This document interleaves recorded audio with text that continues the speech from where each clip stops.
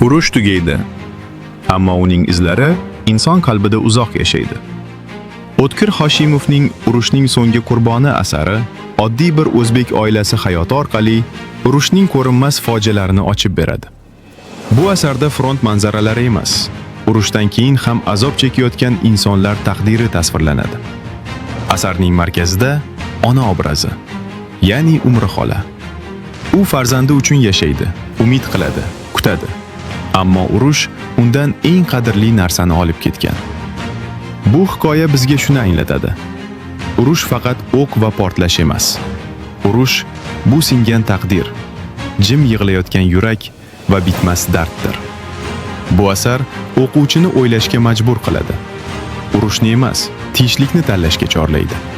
Ushbu asarda siz Shoykrom, Xadicha, Shonemat va Umri xolaning boshidan kechirganlari bilan tanishishingiz mumkin. Sizlarga ushbu asarni o'qishni tavsiya qilamiz.